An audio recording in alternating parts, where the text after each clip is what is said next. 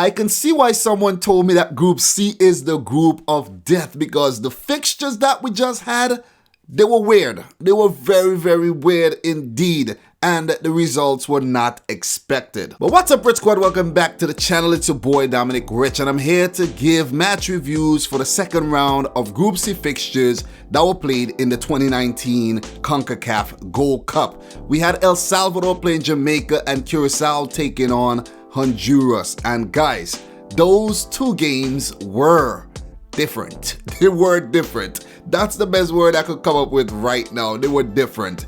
El Salvador and Jamaica played to a 0-0 draw, very, very dull 0-0 draw, and Curacao defeated Honduras 1-0 in a match that Honduras could have probably won 10-0.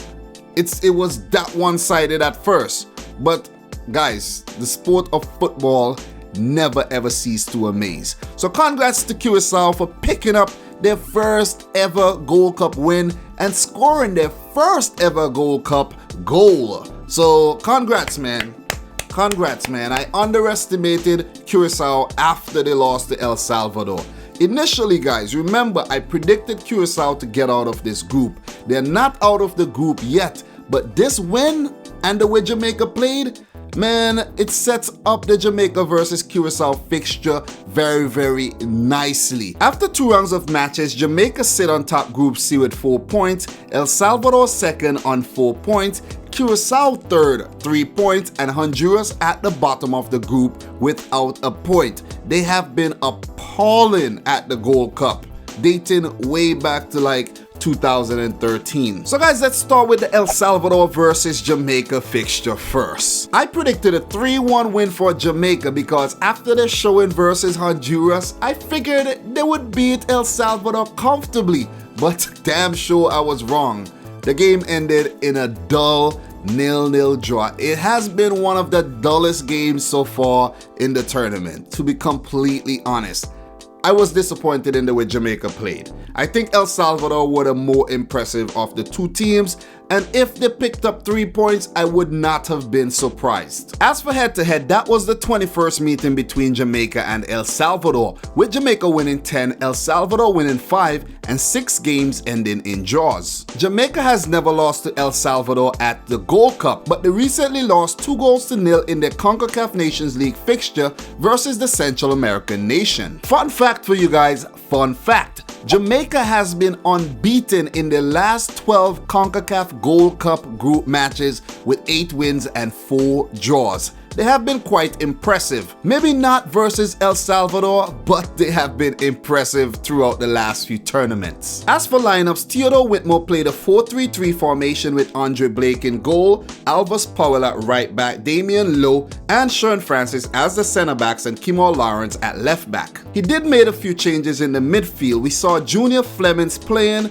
and Andre Lewis alongside Michael Hector. Up top, he had Brian Brown, Denver Argill, and the starman Leon Bailey. Off the bench, we saw Ricardo Morris, Darren Mattox, and Shamar Nicholson, who I think should start every single time for Jamaica, because when he came into the game, he injected so much life going forward for the Reggae Boys. So I think it was an error not starting Shamar Nicholson. And whatever happened to Peter Leversell? Maybe he's injured, or maybe Theodore Whitmore underestimated El Salvador and rotated his team, because I don't understand why after one game you made so many changes. It does not make any sense. And yes, 2 changes is 2 changes too much in my opinion. For El Salvador, Carlos de los Cobos played a 4-1-4-1 formation with Hernandez in goal, Jimenez Mancia, Dominguez, and Tamacas at the back. Ahead of them, we saw Orellana, and further up the field, we saw the 2 Serens, Flores and Portillo, who was quite dangerous in the game. The lone man up top was Nelson Bonilla. Off the bench, we saw Mayen, Monterosa, and Ayas. When I told you guys this was one of the dullest games I've seen so far at the 2019 Gold Cup, it was one of the dullest games. I expected Jamaica to put on a spirited performance just like they did versus Honduras. Even though they fell asleep at the end and conceded a few goals, I expected them to come out here and defeat El Salvador. But I was definitely wrong. I was wrong, and I was left disappointed by this Jamaican team, to be completely honest. They did not look good in defense. They did not look good going forward. They did not look good in the middle of the field. Seriously, El Salvador looked much better in this game. In the first half, it was El Salvador that was threatening Jamaica on the back foot, and Jamaica couldn't put together anything at all to threaten the El Salvadorian defenders and their goalkeepers. It took 30 minutes before Jamaica could even get a shot at goal, and that was from a free kick by Leon Bailey that he put wide. At that point in time, El Salvador had already had a few shots at goal. Jamaica almost broke the deadlock in the 44th minute, but Leon Bailey was wrongly flagged offside, and that may have proved to be the turning point of the game. When you go back and watch the replay, the man was a yard onside. He was released by Denver Ogle, I think, and he was running forward. He was in on goal, and I know Leon Bailey wasn't gonna screw that up. He would have scored his first international goal for Jamaica. So that was a big blunder by the linesman, and maybe we should have had VAR at the 2019 Gold Cup. It's a shame that they don't have VAR. Even though I like the games without VAR, you still need it around for situations like that. You know what I'm saying? Coming into the second half, Jamaica was showing some intent, and then Fleming got behind, but his ball was tackled away by the El Salvadorian defender. There was a penalty shout, but it was not given. Maybe if we had VAR at the Gold Cup, who knows, Jamaica could have received a penalty. Around the 66th minute, Whitmore brought on Maddox and Nicholson in a quest to score a goal for Jamaica. But still, after 71 minutes, there was still no shots at goal by either team. It was amazing. Like, I could not believe this. It was boring. Like, I was not entertained one bit. It's not always about entertainment, it's about getting the job done, because I think El Salvador would walk away the happy of the two teams with this 0-0 result. Jamaica's first shot on goal came in the 76th minute when a speculative shot by Sharon Francis forced a save from the El Salvador goalkeeper. They did get another shot off at goal, and it was yet again saved by the goalkeeper. Jamaica was definitely showing some intent, but they were lacking in their creative side of the game. Throughout the game, if any team was gonna score first, it would have been El Salvador, because when they went forward, they looked way more dangerous than Jamaica did. They put the Jamaican defenders in a spot of bother, but they just held on for the draw. I definitely have to say that El Salvador frustrated Jamaica in this game. They broke up play, they didn't allow them to be comfortable on the ball, they were compact defensively, and they didn't allow Jamaica to express themselves fully. Shamar Nicholson did get a chance to put Jamaica ahead late in extra time, but his header went over the crossbar. And that's why I said that this young man must start every single time for Jamaica. I think Theodore Whitmore made a mistake in his selection coming into this game. I understand that you want to rotate and you want to give other players a look in, but you cannot change a winning 11 unless there is an injury or a suspension. Like, come on, what are you doing? So each team walked away with 1 point each, and I bet that El Salvador were the happier of the two teams.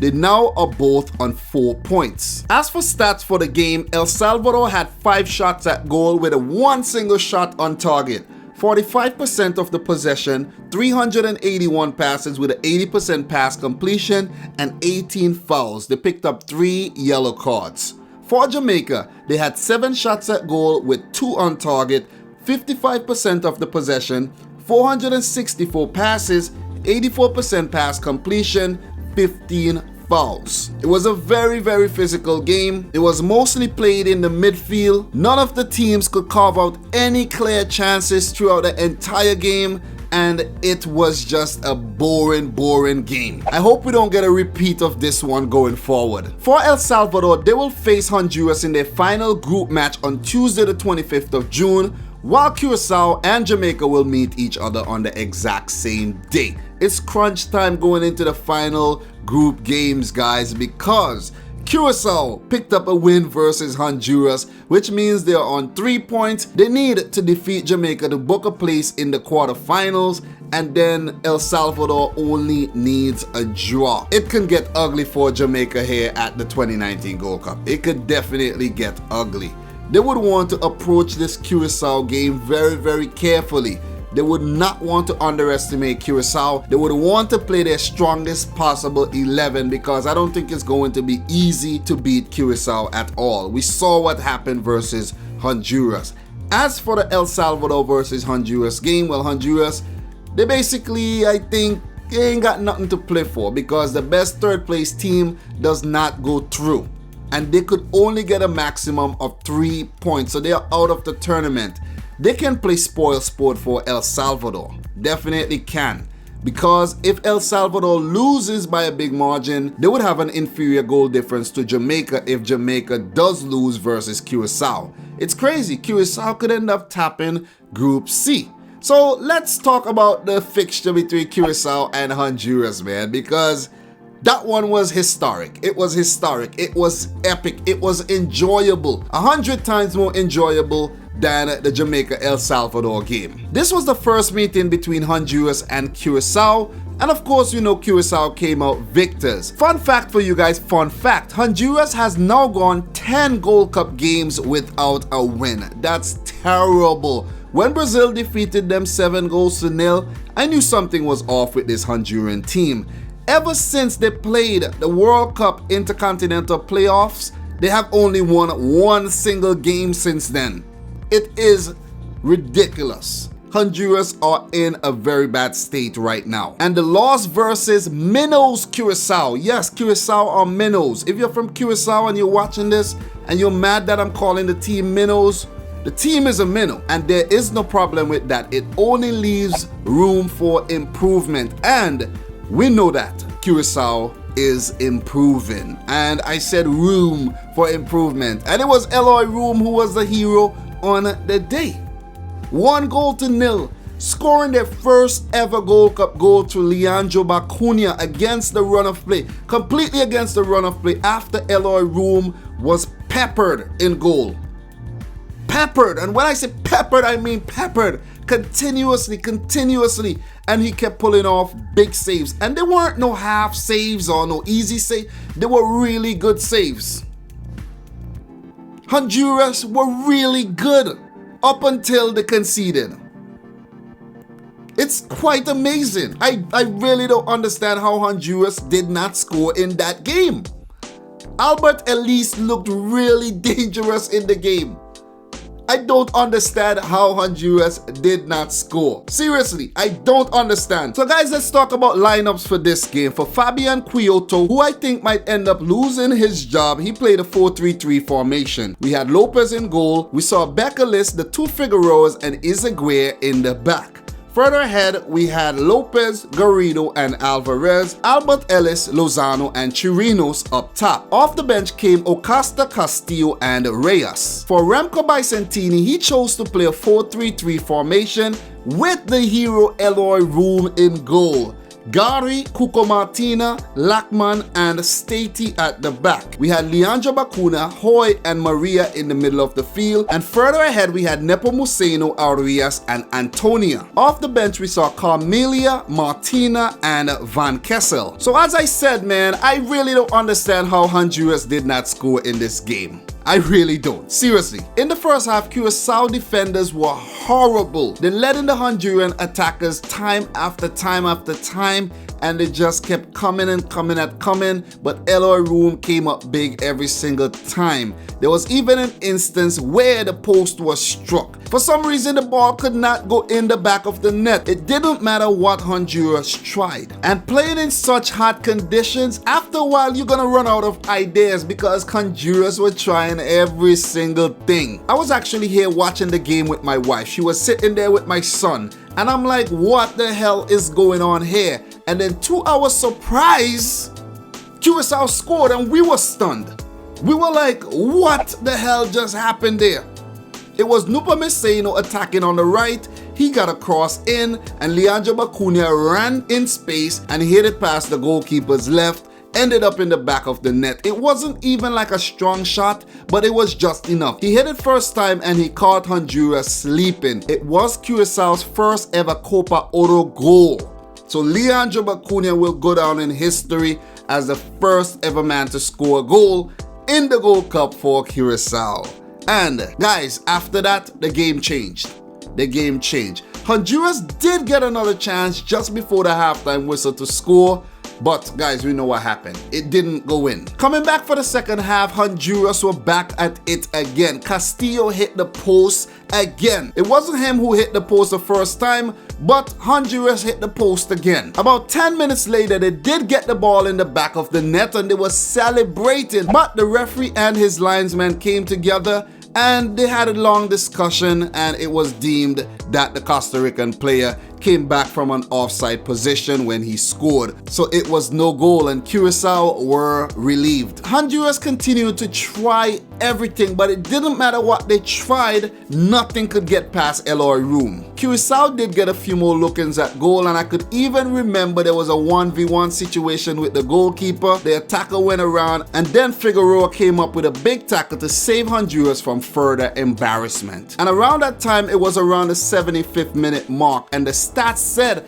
that Eloy Room had pulled off 13 saves at that point in the game. It was ridiculous. The two teams continued to battle it out and it ended in a 1-0 win for Curacao. In an interview, Eloy Room said when there was 10 minutes left, it actually felt like it was 30 because time just went by so slow. Guys, that's how it happens, right? When you want time to go by, it never ever moves. And this result was a big surprise to me because I was really disappointed in Curacao after their loss to El Salvador. It was a mistake by Cuca Martina that resulted in the only goal of the match. If that did not happen, Curacao would have been sitting on 4 points right now. And during my prediction for this game, I said that Honduras would defeat Curacao 2-0. And I was very wrong. I actually said I don't even know why I predicted Curacao to move on to the quarterfinals because they played shit against El Salvador. But again, they proved me wrong. So congratulations to Curacao for picking up their first ever CONCACAF Gold Cup win, and I wish them many more wins to come. I like when teams are developing like that, to be completely honest. Their game against Jamaica, they will be definitely fancying their chances to beat the Reggae Boys. As for stats in the game, Honduras had 35 shots at goal, 13 on target, and all 13 of those were saved. Remember, when it hits the post, it's not on target. So great job by Eloy Room, man, the man of the match. He will never ever be forgotten by anyone who follows Gold Cup football very closely. Honduras had 65% of the possession, 524 passes with an 87% pass completion. They weren't bad in the game, they just couldn't score. The end product was lacking, completely lacking. Or maybe it was just Eloy Room who was extra good. Let's give Eloy Room the credit and not criticize Honduras so much, because they did carve out the chances. The goalkeeper was just freaking remarkable. But anyways, Honduras committed 10 fouls. For Curacao, they had 7 shots at goal with 4 on target, 36% of the possession, 299 passes with a 74% pass completion. They committed 13 fouls. What a game it was, man. Unbelievable game. I never thought it would have ended in a win for Curacao at all. Talk about an upset. The 2019 Gold Cup's first upset. Curacao won, Honduras 0. So guys, we have fixtures later in Group D when we see Guyana taking on Panama and Trinidad and Tobago meet the USA for the first time since they prevented them from qualifying for the 2018 World Cup. It's on in that fixture. For the Panama-Guyana game, I'm going to say a 3-0 win for Panama. I'm not going to be too harsh on the Guyanese team this time around. For the USA versus Trinidad and Tobago game, I honestly think the USA are going to pull through and get their revenge here and win this game 2-0. Trinidad didn't look too good versus Panama at all. and I don't think they would look even better versus the USA. So 2-0 win for the USA, 3-0 win for Panama. Guys, I'm your boy Dominic Rich, and that's my review of the second round of the Group C fixtures, where we saw Jamaica and El Salvador play to a 0-0 draw, and Curacao picking up their first ever Gold Cup win against Honduras when the match ended 1-0. Guys, if you're new around here and you enjoy watching my videos, please hit the subscribe button. Don't forget to leave a fat like on the video, and in the comment section down below, do you think Curacao got what it takes to defeat Jamaica to book a place in the quarterfinals? Guys, thanks for watching, and until next time, I like to say peace out, Rich Squad.